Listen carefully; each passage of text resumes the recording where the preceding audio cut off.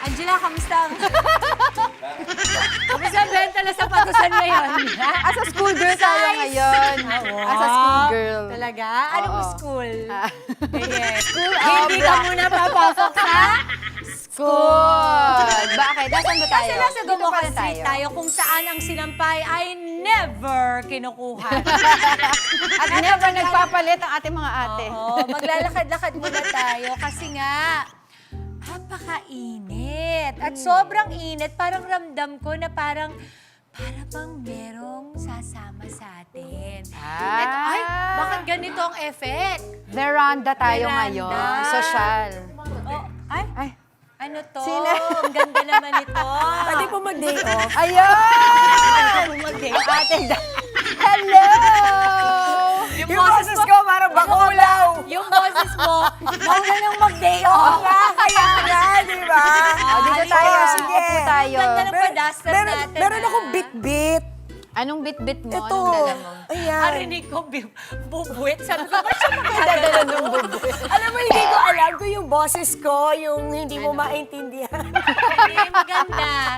Basta ang importante, naka-pink lipstick ka Oh, lang. syempre. Oh, diba? Ang ganda. Oo. Makakalimutan na ang lahat. Lipstick ni Cesdri Lonia. Oh, diba?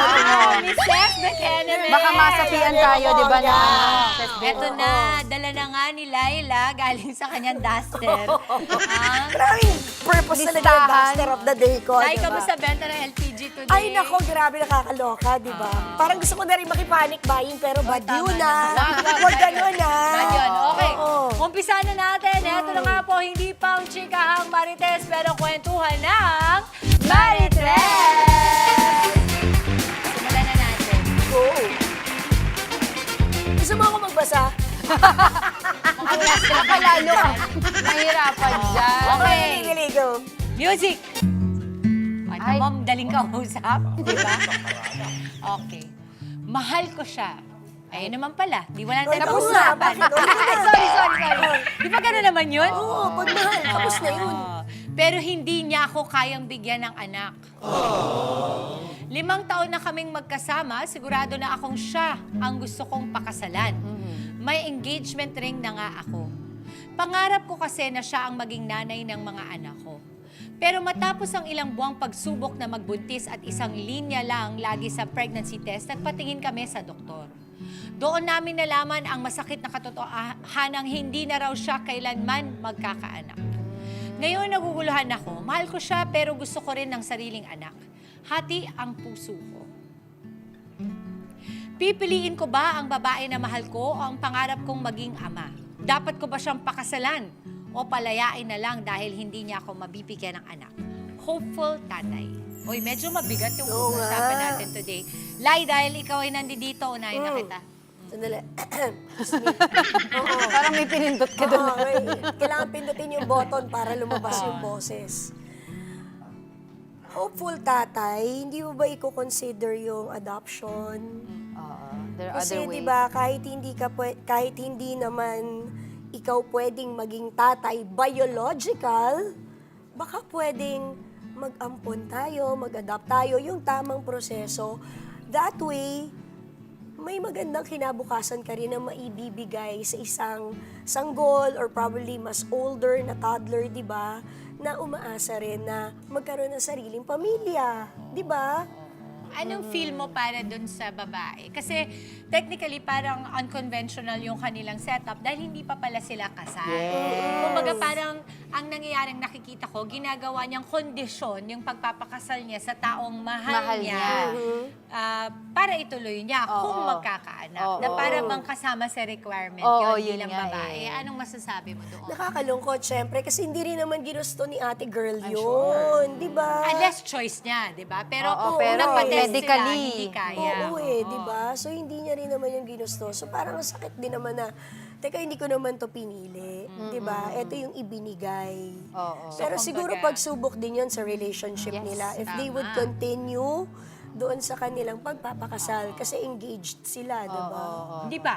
Pa-engage pa lang. May Pa-engage pa singsing lang siya. eh, may Oo, singsing bigay pa siya. lang kung Oo. kaya daw. Tsaka pa lang niya ibibigay. Ako naman, yun din yung ano ko eh. I understand yung gusto niya na maging ama. 'Di ba magkaroon ng sarili niyang anak, yun ang sinasabi niya. I also feel for the partner. because I'm sure she's feeling the guilt already na hindi niya mabigay yung gusto ng kanyang partner. And kahit anong gawin niya, hindi na mababago yung ganong desisyon because it's already medically tested, di ba? So, kung mahal mo siya, di ba sabi na kung ang mahal mo siya, ang mahal ba ay nasusukat?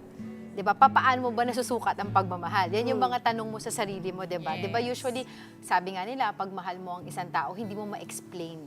'Di ba? You cannot explain anything about love.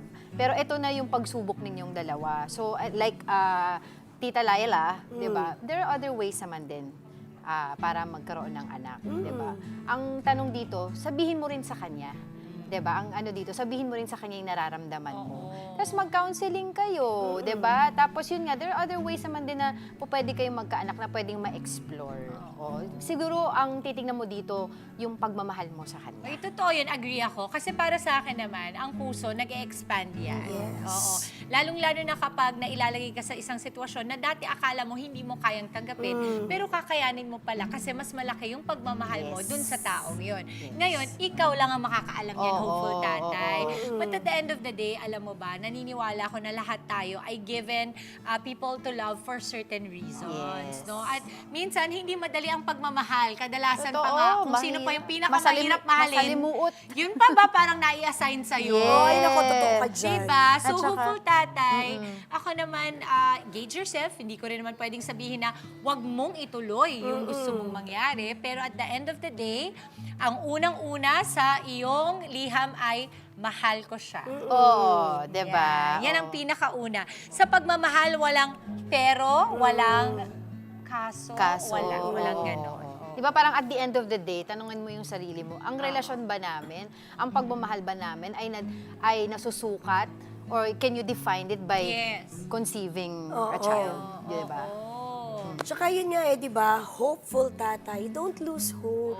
Doon sa pag-ibig niyong dalawa. At saka maraming mga miracles na nangyayari. Yes. Kahit sabihin Never pa know. nga ng doktor na maaring clinically hindi kayo pwede. Never But know. pag talagang blines ka. Oo, di ba? So, Never know. Sorry, for example, Julius and Tintin Babaw, remember? Nagdasal sila kay Padre Pio. Nagkaroon ng Antonia. At nagkaroon pa ng isa pa. Ng Neo, di ba? Kaya, hindi talaga, wala talaga imposible sa pagmamahal. Yes. Kaya hopeful tatay, go kami kung saan mo gusto, pero just make sure lang that you are moving from love. Yes. Yeah. And always have hope. Di ba? Hope, love, and Pray. That's true. Okay. Eto, sa mga gusto pong dumulog at humingi ng payo sa kanya-kanya mga issue at problema sa relasyon o sa buhay, i-share niyo na po ang inyong kwento. Sali na po sa aming Facebook group. Nakapin po yan sa aming official FB page. Abangan po bukas ang isa na namang istorya na ating pag-uusapan. Hihimay-himayin at bibigyan ng opinyon dito lang sa Marites! Thank you to our special guest, Laila. Mga kapatid, Dimples Romana po, maging maalam at may pakialam sa mga napapanahong issue at headlines. Mag-follow na po at subscribe na sa social media pages ng News 5.